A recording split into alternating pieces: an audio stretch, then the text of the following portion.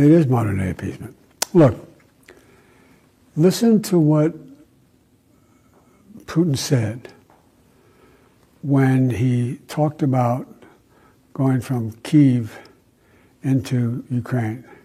የቀድሞ የአሜሪካ ፕሬዝዳንት ጆ ባይደን ዶናልድ ትራምፕ ሩሲያና ዩክሬን ጉዳይ እንዲሁም በቭላዲሚር ፑቲን ላይ የያዙት አቋም እንደ ዘመናዊ ስላቅ ቆጥረዋል ሲሉ ባሳለፍነው ጥር ወር ላይ ዋይት ሃውስ ለቀው ከወጡ በኋላ ባደረጉት የመጀመሪያ ቃለ መጠይቅ ተናገሩ። የቀድሞ የአሜሪካ ፕሬዝዳንት ጆ ባይደን ከቢቢሲ ሬዲዮ 4 ጋር ያደረጉት ቃለ ምልልስ ዩክሬን ግዛቷን ለሩሲያ እንድትሰጥ የትራምፕ አስተዳደር ግፊት ማድረጉን ስላቅ እንደሆነ ተናግረዋል። ዲሞክራቱ ጆ ባይደን እርጅና በተጫነው አንደበታቸው በዚህ ሳምንት መጀመሪያ ላይ በዴላዌር በነበራቸው ሰፊ ቃለ ምልልስ ለወቅታዊ ዓለም አቀፍ ጉዳዮች ሁኔታ አብራርተዋል። አሁናዊው የአሜሪካ ፕሬዝዳንት ዶናልድ ትራምፕን በግሪንላንድ ደሴት ላይ ያሰነዘሩት ዛቻ ካናዳ 51ኛ ክፍለ ሀገር ለማድረግ የያዙትን ውጥን የፓናማ ቦይን ለማስገኘትና የሜክሲኮ ባህረ ሰላጤን የአሜሪካ ባህረ ሰላጤ ብሎ የመጥራት እቅዶቻቸውን በማንሳት በትራምፕ የግል ባህር የመነጩ ውል የሌላቸው እቅዶች መሆናቸውን በመግለጽ የቀድሞ ፕሬዝዳንት አዲሱ ፕሬዝዳንት ላይ ትችታቸውን ሰንዝረዋል። ምን እየሆነ እንዳለ በፍጹም አላውቅም። የትኛው የአሜሪካ ፕሬዝዳንት እንደዛ አድርጎና ተናግሮ ያውቃል ሲሉ ለቢቢሲ ሬዲዮ ጋዜጠኛ ኒክ ሮቢንሰን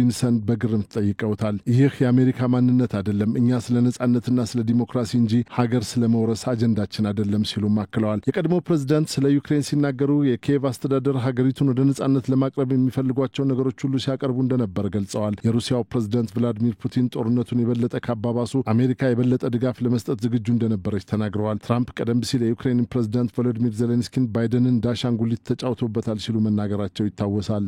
ባይደን የሰላም ስምምነትን ለማስፈንና ግጭት ለማስቆም ዩክሬን የተወሰነ ግዛት ለሩሲያ አሳልፋ መስጠት አለባት በማለት የቀረበውን የትራምፕ አስተዳደርን እቅድ ክፉኛ ተችተዋል። ይህ የዘመናችን ታላቅ ስላቅ ነው ሲሉ ጆ ባይደን ታሪክ አጣቅሰው አጣጥለውታል። ጆ ባይደን ከዩክሬን የፈለገውን ግዛት ሁሉ ቢወስድ እንኳ ፑቲን ግጭቱን ያቆማል ብሎ የሚያምን ማንኛውም ሰው ሞኝ ነው ብለዋል። ስለ ፑቲን ሲናገሩ አንድ አምባገነን ወሮ በላ ሰው ካሉ በኋላ የእርሱ ያልሆነውን ለመውሰድ የሚቋምጥና የተመኘውን ከተፈቀደለት ደግሞ በዚያ ልክ ረክቶ ይቀመጣል ብለው ሰዎች እንዴት እንደሚያስቡ አይገባኝም ሲሉ ገልጸዋቸዋል። በጥር ወር መጠናቀቂያ ላይ የዩክሬኑ ዜሌንስኪ በትራምፕና በምክትል ፕሬዝዳንት ጂዲ ቫንስ በነጩ ቤተ መንግስት በሚያሳዝኑ ሁኔታ ሲያናግሯቸው በዋሽንግተንና በኪየቭ መካከል ያለው ውጥረት የፈነዳ ይመስላል። በዲፕሎማሲያዊ አክብሮት የተጀመሩት ንግግሮች እየጦዙ ሄደው ትራምፕ የዩክሬኑን መሪ ሶስተኛ ዓለም ጦርነት ጋር ቁማር መጫወት የሚፈልግ ሲሉ ከወነጀሉ በኋላ ዓለምን ያነጋገረ መገፋፋት በሁለቱ መሪዎች መካከል የተፈጠረ ይመስላል። ባይደን እንደተናገሩት ሁነቱን ይህ ከአሜሪካ የዲፕሎማሲ መንገድ በታች ሆኖ አገኘው ሲሉ ገልጸውታል። እንደ አውሮፓውያን አቆጣጠር በ2024 ከፕሬዝዳንታዊ ምርጫ ውድድር ስለማቋረጣቸው ሲናገሩም ምክትላቸው ካማላ ሃሪስ በህዳር ምርጫ ትራምፕ እንዲገዳደሩ መፍቀድ ውሳኔው ከባድ ቢሆንም ትክክለኛ ውሳኔ ነበር ብለዋል። አዲሱ ፕሬዝዳንት ብዙ አስፈጻሚ ትዕዛዞች ሲያወጡ